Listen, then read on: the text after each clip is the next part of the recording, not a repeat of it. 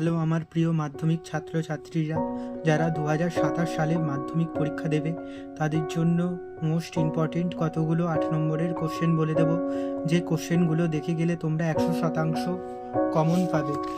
প্রথম অধ্যায় ইতিহাসের ধারণা থেকে কোনো 8 মার্কের কোশ্চেন আসে না, তাই আমরা দ্বিতীয় অধ্যায়ে চলে যাব।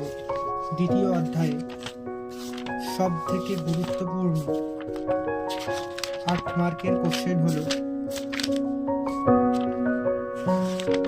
প্রথম যেটা দেখবে, শিক্ষা বিস্তারে প্রাচ্যবাদী ও পাশ্চাত্যবাদী বিতর্ক কি?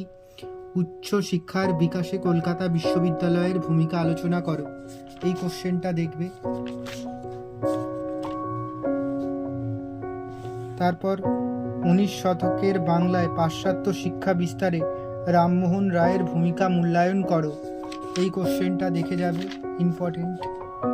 তারপরের কোশ্চেন, 19 শতকের প্রথমার্ধে সতীদাহ প্রথা বিরোধী প্রচেষ্টাগুলির পরিচয় দাও। রামমোহন রায় কিভাবে সতীদাহ প্রথা বিরোধী আন্দোলনকে সাফল্যমণ্ডিত করেন? এই কোশ্চেনটা দেখে যাবে 8 মার্কের।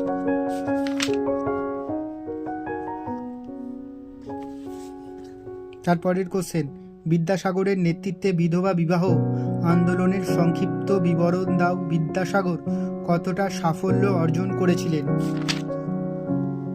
তারপরের কোশ্চেন, 19 শতকে বাংলার সমাজ সংস্কার আন্দোলনে ব্রাহ্ম সমাজগুলির কিরূপ ভূমিকা ছিল? তারপরের কোশ্চেন দেখে যাবে, 19 শতকের বাংলায় ধর্ম সংস্কার আন্দোলনে রামকৃষ্ণ দেবের ভূমিকা আলোচনা করো। 8 মার্কের এই কোশ্চেনটা দেখে যাবে।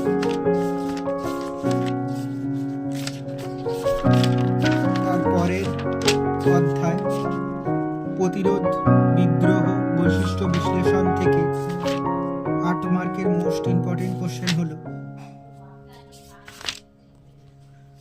সন্ন্যাসী ফকির বিদ্রোহের ঐতিহাসিক তাৎপর্য কী ছিল? এই বিদ্রোহ ব্যর্থ হলো কেন? এই কোশ্চেনটা দেখে যাবে।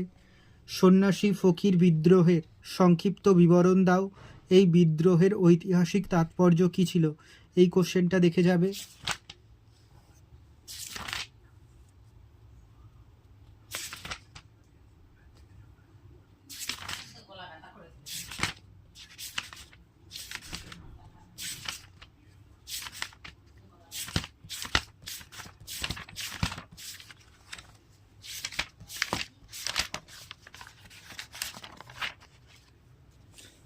সংক্ষেপে 1857 খ্রিস্টাব্দের বিদ্রোহের চরিত্র বিশ্লেষণ করো।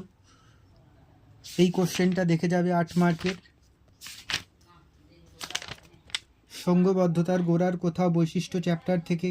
তারপরের কোশ্চেন দেখে যাবে, সভা সমিতির যুগ বলতে কি বোঝায়? 19 শতকের বাংলায় রাজনৈতিক চেতনার বিকাশে হিন্দু মেলার কিরূপ অবদান ছিল? এই কোশ্চেনটা দেখে যাবে। তারপরের কোশ্চেন, লেখায় ও রেখায় ভারতীয় জাতীয়তাবাদের বিকাশ সম্পর্কে আলোচনা করো। এই কোশ্চেনটা দেখে যাবে, মোস্ট ইম্পর্টেন্ট কোশ্চেন।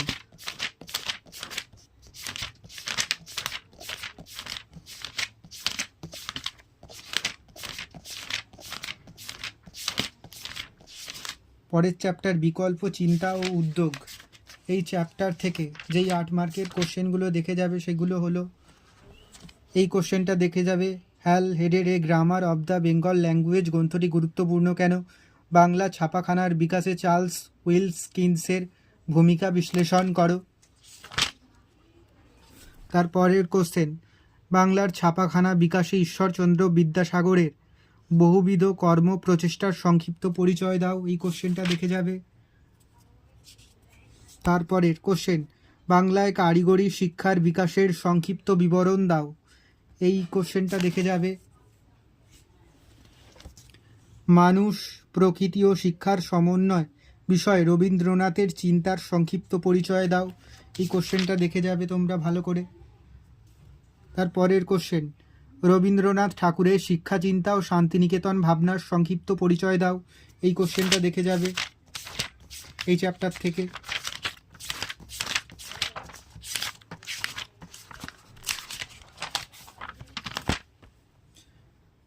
20 শতকের ভারত কৃষক শ্রমিক ও বামপন্থী আন্দোলন চ্যাপ্টার 6 থেকে যে 8 মার্কের কোশ্চেনগুলো দেখে যাবে সেগুলো হলো, এখান থেকে এই কোশ্চেনটা দেখে যাবে, বারদৌলি আন্দোলনের একটি সংক্ষিপ্ত বিবরণ দাও। তুমি কি মনে করো যে এই আন্দোলন ভূমিহীন কৃষক শ্রেণী এবং কৃষি শ্রমিকদের স্বার্থ রক্ষায় সফল হয়েছিল? এই কোশ্চেনটা দেখে যাবে।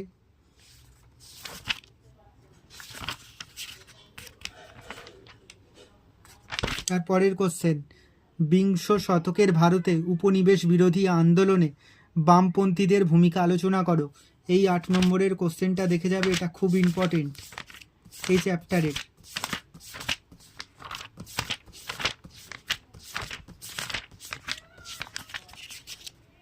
পরের অধ্যায়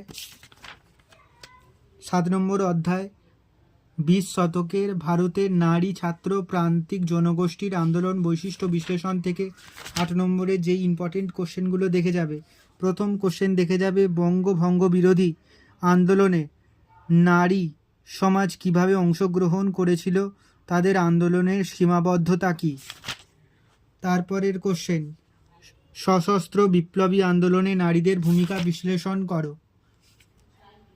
তারপরের কোশ্চেন, সশস্ত্র বিপ্লবী আন্দোলনে প্রীতিলতা ওয়াদ্দেদারের ভূমিকা বিশ্লেষণ করো। বিংশ শতকের ভারতের নারী আন্দোলনে দীপালি সঙ্গের কিরূপ ভূমিকা ছিল? এই কোশ্চেনটা দেখে যাবে।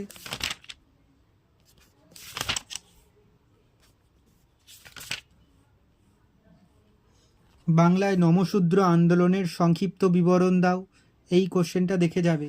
এই 8 নম্বরের এই কোশ্চেনগুলো তোমরা দেখে গেলেই মাধ্যমিক 2027-এ একটি 8 নম্বরের কোশ্চেন কমন পেয়ে যাবে।